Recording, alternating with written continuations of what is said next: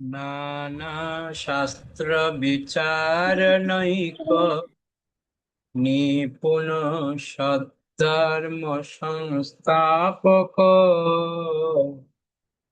লোকানাং হিতকারিণ ত্রিভুবনে মন্নৈ শরণ্যাকর রাধা কৃষ্ণ পদারবিন্দ ভজনানন্দেন মত্তালিক বন্দে রূপ সনাতন রঘুযুগ শ্রীজীব গোপালক বন্দে রূপ সনাতন রঘুযুগ শ্রীজীব গোপালক। হরে কৃষ্ণ।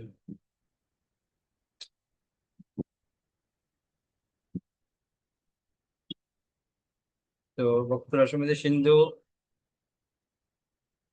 মোটামুটি আমরা শেষ করেছি।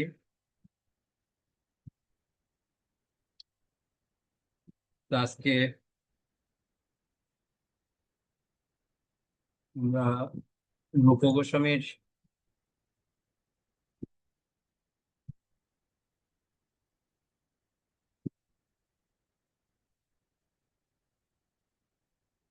যে জীবন কাহিনী আছে সেটা আমরা একটু শুনবো উপসংহারে।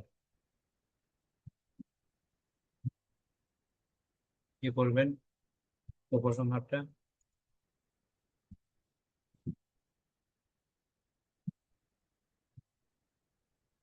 কি বললেন উপসংহারে? আমাদের জন্য কি বার্তা দিয়েছেন? হরে কৃষ্ণ প্রভু, প্রণাম করব। বলুন। হরে কৃষ্ণ। উপসংহার। শিল রূপ গোস্বামী উপসংহারে বলেছেন যে সাধারণ জনগণের পক্ষে ভক্তি রসামৃত সিন্ধু গ্রন্থ অনুধাবন করা খুবই কঠিন। তবুও তিনি আশা করেন যে আদিপুরুষ পরমেশ্বর ভগবান শ্রীকৃষ্ণ এই গ্রন্থখানি প্রকাশনের ফলে প্রসন্ন হবেন। শিল রূপ গোস্বামী আনুমানিক 1552 সালে গোকুল বৃন্দাবনে ভক্তি রসামৃত সিন্ধু গ্রন্থ রচনার কাজ সমাপ্ত করেন। শিল রূপ গোস্বামী তাঁর প্রকট কালে বৃন্দাবনের বিভিন্ন জায়গায় থাকতেন এবং তার মুখ্য ভজন স্থানটি ছিল বর্তমান বৃন্দাবন শহরের শ্রী রাধা দামোদর মন্দিরে। সেখানে তার ভজন কুটিরটিও আজও বর্তমান আছে। সেখানে দুটি স্মৃতিসৌধ পাশাপাশি বর্তমান, একটি তার ভজন কুটির আর অন্যটি তার সমাধি মন্দির। এই সমাধি মন্দিরের পিছনেই রয়েছে আমার ভজন কুটির, কিন্তু 1965 সালের পর থেকে আমি সেখানে থাকি না। এখন আমার শিষ্যরাই সেই স্থানটি রক্ষণাবেক্ষণ করে। ভগবান শ্রীকৃষ্ণের ইচ্ছাক্রমে আমি এখন আন্তর্জাতিক কৃষ্ণ ভাবনামৃত সংঘ তথা ইসকনের লস এঞ্জেলেস মন্দিরে অবস্থান করছি। এই গ্রন্থের তাৎপর্যটি আজ 1969 সালের 30 জুন তারিখে সমাপ্ত হলো। হরে কৃষ্ণ। হরি হরি বল। রূপ গোস্বামী কি বললেন শুনেছেন? কি বললেন উনি উপসংহারে? বলছেন সাধারণ জনগণের পক্ষে হয়তো অনুধাবন করা কঠিন হতে পারে, তবু আশা করছেন এই গ্রন্থটা যারা পড়েছেন তাতে ভগবান প্রসন্ন হবে। উনি যে প্রকাশ করেছেন গ্রন্থটা আমাদের অধ্যয়ন করার জন্য। তো রূপ গোস্বামীর ধারায় আমরা আছি, তো আমাদেরকে বলা হয় রূপানুগ বৈষ্ণব। কেন না? রূপ গোস্বামীর প্রধান অনুসরণ করে আমরা চলিব। তো প্রভুপাদ নিজেই বলছেন যে এখানে বর্তমানে রাধা দামোদর মন্দিরে যেখানে রূপ গোস্বামীর সমাধি রয়েছে এবং ভজন স্থান রয়েছে, তো ওর ঠিক পিছনে হচ্ছে শিল প্রভুপাদের ভজন কুটির।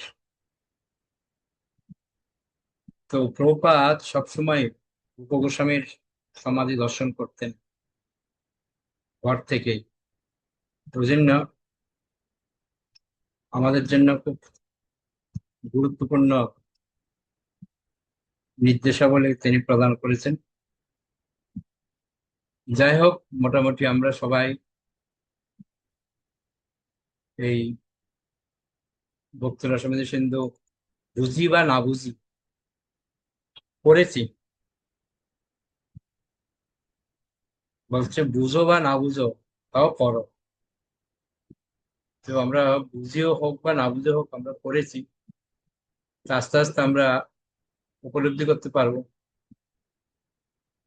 সামনে আরো কয়েকবার যখন পড়বো তখন আস্তে আস্তে উপলব্ধি আসবে। হঠাৎ করে আর উপলব্ধি আসবে না, করতে করতে আসবে। তো ভক্তি রসামৃত সিন্ধুর বিশেষ করে কয়েকটা শ্লোক আছে, শ্লোকগুলো আমরা একটু পড়তে পারি।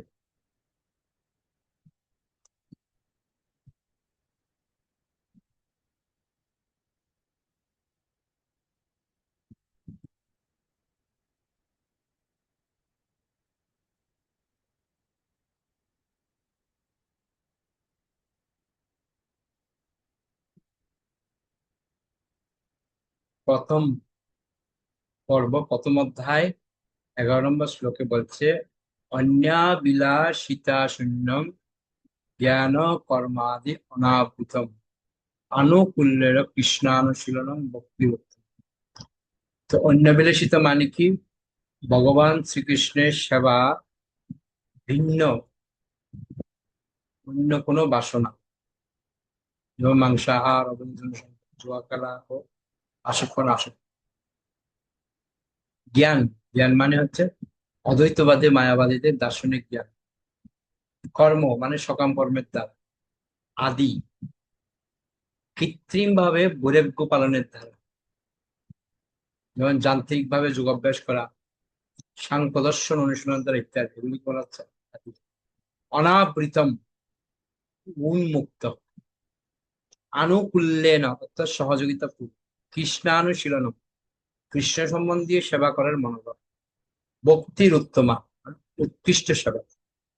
তো বলা হচ্ছে যখন কোনো ভক্তের উৎকৃষ্ট ভক্তিমূলক সেবার উদয় হয় তখন তাকে অবশ্যই সমস্ত জড়জাগতিক বাসনা থেকে নিবৃত্ত হতে হয়, এবং এই বাসনাগুলি হচ্ছে অদ্বৈত দর্শনজনিত জ্ঞান এবং সকাম কর্ম।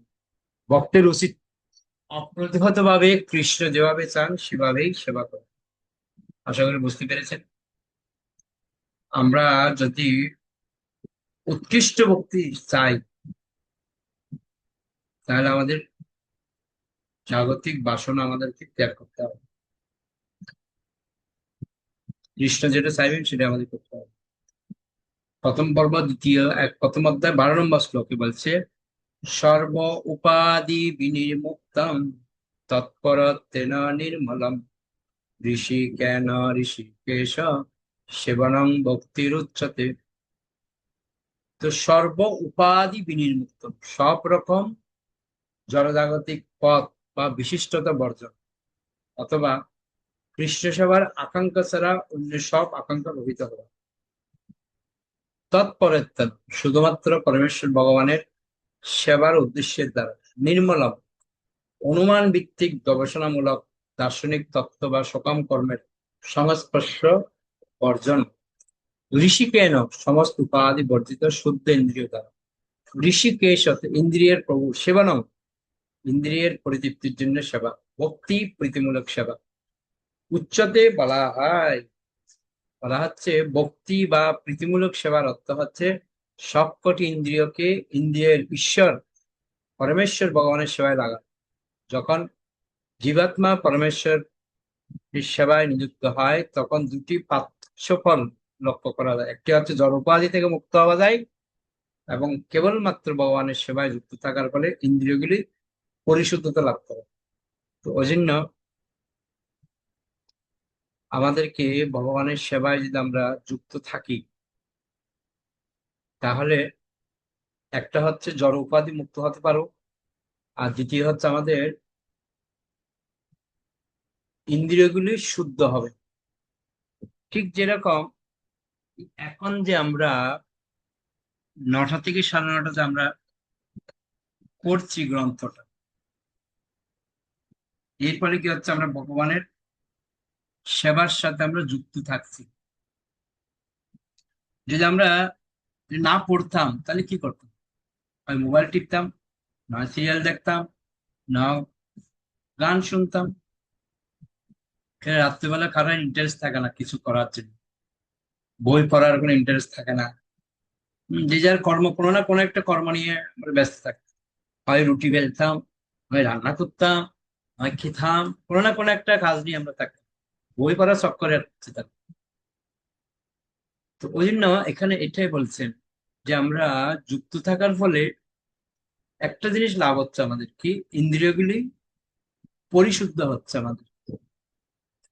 এই হয়তো আমাদের একটু কষ্ট হয়, বিশেষ করে মাতাজিদেরকে তাড়াতাড়ি রান্না করতে হচ্ছে, 9টায় ক্লাস হবে, 9:30টায় ক্লাস শেষ হবে, তাড়াতাড়ি খেতে হবে, খেয়ে আবার ঘুমাতে হবে।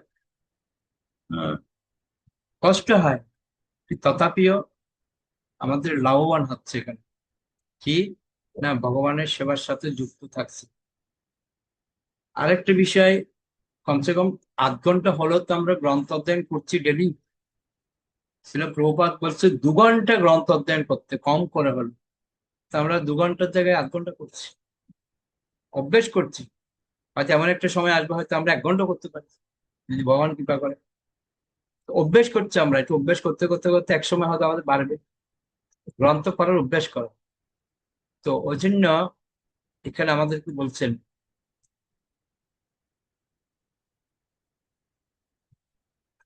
প্রথম পর্ব 2য় অধ্যায় 234 নম্বর শ্লোকে বলছে, অত শ্রীকৃষ্ণ নামাধীন না ভবেৎ কার্যমিন্দ্রিয়ৈ শ্রবণ মুখে হি জিহ্বাদ স্বয়মেব স্ফুরত্যাদ। অত মানে অতএব, মানে কারণ কৃষ্ণের নাম, রূপ, গুণ, লীলা সবাই পরম স্তর অধিষ্ঠিত। শ্রীকৃষ্ণ নাম ও আদি, অর্থাৎ ভগবানের নাম, রূপ, গুণ, লীলা ইত্যাদি না ভবেৎ হতে পারে, গ্রাহ্যম বোধগম্য হবে, ইন্দ্রিয়ই স্থূল জড়েন্দ্রিয়ের দ্বারা, শ্রবণ মুখে যে তার সেবায় নিযুক্ত হয়েছে তার প্রতি। যখন কোনো ব্যক্তি পরমেশ্বরের আদেশের উপর সম্পূর্ণভাবে নির্ভর করে, তখন চিন্ময়ী শক্তি বা হরে ক্রমশ ভগবানকে তার কাছে প্রকাশিত করে। কি নিশ্চয়ই জিহ্বা থেকে শুরু করে, স্বয়ং ব্যক্তিগতভাবে এইবার নিশ্চয়ই স্ফুরতি প্রকাশ পায় অদ শ্রীকৃষ্ণের নাম, রূপ, গুণ আদি।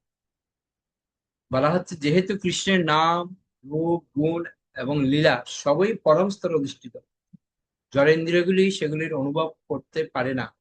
যখন একজন বদ্ধজীব কৃষ্ণ ভাবনায় জাগ্রত হয় এবং নিজের জিহ্বাকে ব্যবহার করে ভগবানের পবিত্র নাম জপের মাধ্যমে বা ভগবানের প্রসাদ আস্বাদনের মাধ্যমে ভগবত সেবা করতে থাকে, তখন তার জিহ্বা পবিত্র হয় এবং ক্রমশ কৃষ্ণকে উপলব্ধি হতে থাকে। বুঝতে পেরেছেন আশা করি? জিহ্বা, জিহ্বা, জিহ্বা, জিহ্বাকে আমাদের সংযত করতে হবে। জিহ্বাকে সংযত করার উপায় হচ্ছে একটা প্রসাদ, আর একটা হচ্ছে বাবার নাম জপ।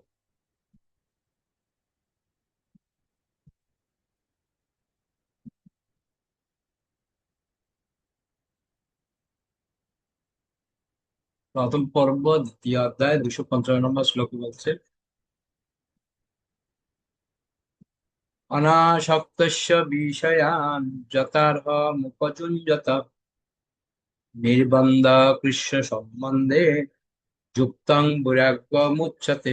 অনাসক্তস্য, যার আসক্তি নেই, বিষয়ান জড় বিষয়, গ্রাহ্য বিষয়গুলি, যথার্হম উপযুক্ত অনুযায়ী, উপযুঞ্জত নিযুক্ত করা, নির্বন্ধ বন্ধন ব্যতিরেকে, কৃষ্ণ সম্বন্ধে কৃষ্ণ সম্পর্কিত বিষয়ে, যুক্তম যথার্থ, বৈরাগ্যম ত্যাগ, উচ্চতে বলা হয় বলা আছে, যে ব্যক্তি আসক্তি রহিত হয়ে কোনো কিছু কৃষ্ণ সম্বন্ধী ব্যাপারে বা কৃষ্ণ সেবার জন্য গ্রহণ করে, সেই যথার্থ বৈরাগ্য অনুশীলন করে।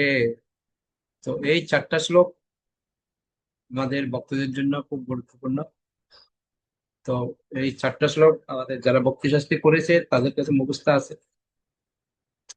যারা ভক্তি শাস্ত্রী করেননি আপনারা এই 4টা শ্লোক মুখস্থ করে নেবেন, ভালো হবে ভবিষ্যতের জন্য মঙ্গল। তো ভক্তি রসমের সিন্ধু মোটামুটি আমরা অনেকটা এগিয়ে শেষ করলাম। তো সবাই তারপরেও চেষ্টা করবেন। ভক্তি রসমের সিন্ধুর টোটাল হচ্ছে 64টা অঙ্গ, তার মধ্যে 20টা হচ্ছে মুখ্য, 46টা হচ্ছে অতিরিক্ত অঙ্গ। তো 20টা মুখ্যর মধ্যে হচ্ছে 10টা করতে হবে আর 10টা বর্জন করতে হবে। আর 46টা অতিরিক্ত অঙ্গের মধ্যে যে 21 থেকে 49টা অঙ্গ হচ্ছে সাধনের অঙ্গ, আর 60 থেকে 66 এই 5টা হচ্ছে মুখ্য, তো গুরুত্বপূর্ণ অঙ্গ গুলি। তো ওটা আমি অলরেডি বলেছি যে 5টা গুরুত্বপূর্ণ অঙ্গ কি কি, কার মনে আছে? অনেকবার বলেছে। এই 5টা আমাদের কন্টিনিউ করা উচিত। 5টা কার মনে আছে? 5টা গুরুত্বপূর্ণ অঙ্গ: সাধু সঙ্গ, তারপর হচ্ছে ভাগবত শ্রবণ, তারপর বিগ্রহ সেবা, তারপর হচ্ছে ধামে বাস, তারপর এটা হলো, আর হচ্ছে হরিনাম জপ, জপ করতে হবে। এই 5টা জিনিস সবচেয়ে গুরুত্বপূর্ণ। তো মনে রাখবেন সবাই এগুলি। আশা করি আপনাদের মোটামুটি ক্লিয়ার। যদি কারো কোনো প্রশ্ন থাকে করতে পারেন, নাহলে আমরা শেষ করব। তো আমি সংক্ষেপে আরেকবার উম, আপনাদেরকে পুরো ভক্তি রসমের সিন্ধুর পুরো বিভাগটা একবার বুঝিয়ে দিই, তাহলে আপনাদের সুবিধা হয়।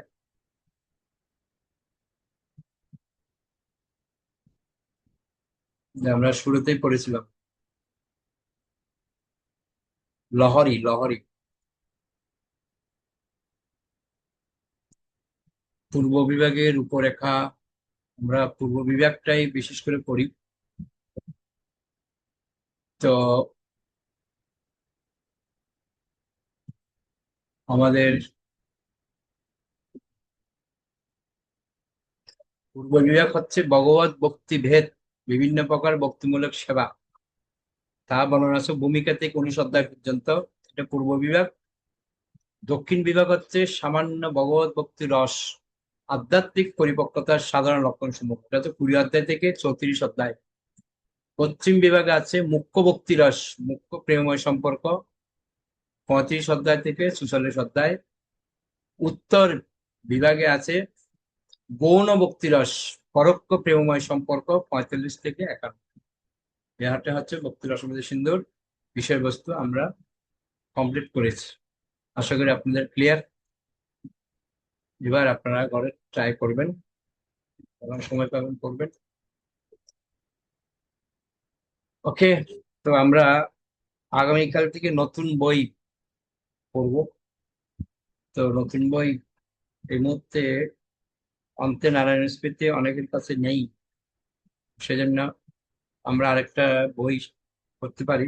ওটা শেষ করে তারপর আমরা অন্তে নারায়ণ স্মৃতি শুরু করবো আশা করছি। তা আমার একটু ইচ্ছে ছিল প্রভুপাদ সম্বন্ধে আমরা গভীরভাবে একটু জানা। আপনাদের মধ্যে হরে কোন গ্রন্থ বললে ভালো হয় শুনি একটু। হরে আরে, কৃষ্ণ প্রভু। আমাদের কাছে তো সবার কাছে এই প্রভুপাতের বইটা এই সময়টা আছে। তাহলে প্রভুপাতের বইটা শুরু করলে হয় না? সবার মতামত শুনি, সবার কি ইচ্ছা। কিন্তু একবার শুরু করেছিলেন তার 6টা না 10-12 পাতা পড়ার পরে আর শেষ হয়ে গেছে। মানে আর পড়ানো হয়নি, পড়া হয়নি। ওকে, সর্বরূপ আমাদের কি বলছেন? হরে কৃষ্ণ প্রভু। হ্যাঁ, ভালো নাকি? হুম। প্রণাম ও বাবু, আমার মনে হয় আগে ছোট ছোট গ্রন্থগুলো থেকে শুরু করব আমরা। কি গ্রন্থ চান ছোট? ছোট মানে যেগুলো প্রাথমিক পর্যায়ের, ওগুলো থেকে মনে হয় শুরু করলে ভালো হবে, কারণ আমাদের তো কাছে তো প্রাথমিক জ্ঞানটা একটু কম আছে। হুম, খারাপ নয়, কিন্তু হ্যাঁ। আমরা তো মাধুর্য কাদম্বিনী আর হচ্ছে বৈষ্ণবকে, বৈষ্ণব সরলাচার, এই তিনটে আমরা হ্যাঁ হ্যাঁ, ওটা আর কি, যেমন বৈষ্ণবকে ওই ছোট ছোট গ্রন্থগুলো আগে শুরু করলে ভালো হবে। বৈষ্ণবকে এখানে হবে না, কারণ বৈষ্ণবকে একটু ক্রিটিক্যাল আছে, অনেক নিয়মকানুন আছে, ওই জন্য বৈষ্ণবকে আমরা এখানে করবো না। বৈষ্ণবকে, মাধুর্য কাদম্বিনী, বৈষ্ণব সদাচার, এগুলো পার্সোনাল বিষয় তো হ্যাঁ এখানে করা যাবে না, এগুলির জন্য আমরা রোববার সিলেক্ট করেছি। এখানের জন্য আমরা ছোট বই কি আছে দেখি, কি বই বলেন আপনারা, শুনি আপনাদের কাছ থেকে। ছোট কোন বই চাইছেন? প্রভুপাত তো ছোট বই, কেন প্রভুপাতের, আমাদের ইসকনের সংস্থাপক, প্রভুপাত সম্বন্ধে আমরা অনেকে জানি না, হ্যাঁ সেটা ওটা, হ্যাঁ ওটা তো শুরু করতে পারি, অসুবিধা নেই। মানে প্রভুপাত সম্বন্ধে আমাদের প্রাথমিক ধারণাটা আছে, কিন্তু প্রভুপাত যে বিদেশের মধ্যে গিয়ে এত কষ্ট করেছে, কিভাবে যে তিনি কষ্ট হয়েছে হুম। আমরা জানি না অনেকে, এটা আমরা জানতে পারবো। প্রভুপাত সেম 2 মাসের মধ্যে শেষ হয়ে যাবে, বক্তৃতার মধ্যে শুনতে পাবো। আমরা নতবা রূপ গোস্বামীর আরেকটা বই আছে পড়া, উপদেশ সম্মিলিত আছে, হ্যাঁ উপদেশ হ্যাঁ ওটাও। বড় বই, এটা পারলে আর কেউ ক্লাস আসবে, পড়া অনেক কিছু কঠিন কঠিন বিষয়, এটা আমরা ধরবো আরেকটা বক্তৃতা উন্নত হয় তারপর যাও, কারণ অনেক রেস্ট্রিকশন দিয়েছে আমাদের। তাহলে কি আমরা প্রপাত শুরু করবো? কি মতামত, উত্তরবর্ণ প্রভু, কি মতামত? প্রভু হ্যাঁ, প্রভু শুরু করেন। প্রভুপদ শুরু করা ভালো, কারণ আমরা যে সংস্থা আছে তার যিনি সংস্থাপক তার সম্বন্ধে তো সবকিছু পুঙ্খানুপুঙ্খানু ভাবে জানা উচিত আমাদের, প্রথমে এটা জানা উচিত আমাদের, এটা এই জন্য প্রভুপাদ দিয়ে পড়া ভালো আমাদের। সর্বপ্রথমে কি বলছেন? মাতা প্রভু, প্রভুপাদেই পড়া ভালো, কারণ আমরা পড়েছি একবার, তারপরেও আবার আপনার সাথে পড়লে আবার আর একটু জানতে পারবো ভালো করে। নরসিংহ প্রভু কি বলছেন? আপনার ওপিনিয়ন শুনি। হরে কৃষ্ণ প্রভু, দণ্ডক প্রণাম। প্রণাম প্রভু। ঠিক আছে, প্রভুপাদ তো অবশ্যই সংস্থাপক আচার্য, সেই হিসাবে আমাদের যিনি ফাউন্ডার আচার্য তার সম্বন্ধে জানা খুব জরুরি। অবশ্যই, ধন্যবাদ প্রভু।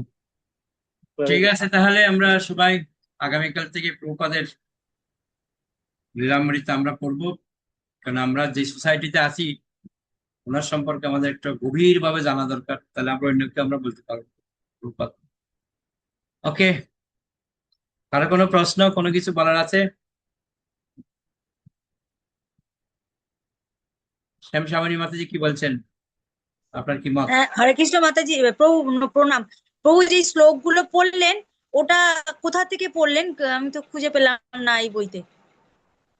আমি ভিডিওটা দিয়ে দেবো, ওটা পজ করে করে করে পেয়ে যাবেন। এগুলো আমাদের বৈষ্ণব শ্লোকাবলী বই আছে, ওর মধ্যে সব শ্লোকগুলো আছে, ওখানে পেয়ে যাবেন। ও ঠিক ওকে, আছে, নয়তো এই ভিডিওর মধ্যে দেওয়া আছে, পজ করে করে লিখে নিতে পারেন। ঠিক ঠিক আছে। আছে, আমি ক্লাস শুরুর সময়ে তখনও এগুলো শ্লোকগুলো পড়িয়েছিলাম। ঠিক আছে, প্রভু এগুলি আমাদের মুখস্থ করিয়েছেন ভক্তির প্রশিক্ষণ যখন ক্লাস নিয়েছেন আপনি। মুখস্থ করানো আছে, তারপরে আমরা উপদেশামৃত আরো অনেকগুলি শ্লোকা পড়িয়েছেন প্রভু।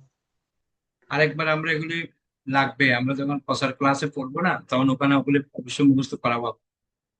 যেগুলো ইম্পর্টেন্ট শ্লোক আছে সেগুলো আমরা মুখস্থ করবো, প্রসারে নাহলে বলবো না, ওগুলি আমাদের থাকবে ওখানে ক্লাসের বিষয় থাকবে। ওকে, ঠিক আছে, তাহলে আমরা এখানে শেষ করি, তাহলে বৈষ্ণব প্রণাম করে। বাঞ্ছা কল্পতরুভ্যশ্চ কৃপা সিন্ধুভ্যেব চ পতিতানাং পাবনেভ্যো বৈষ্ণবেভ্যো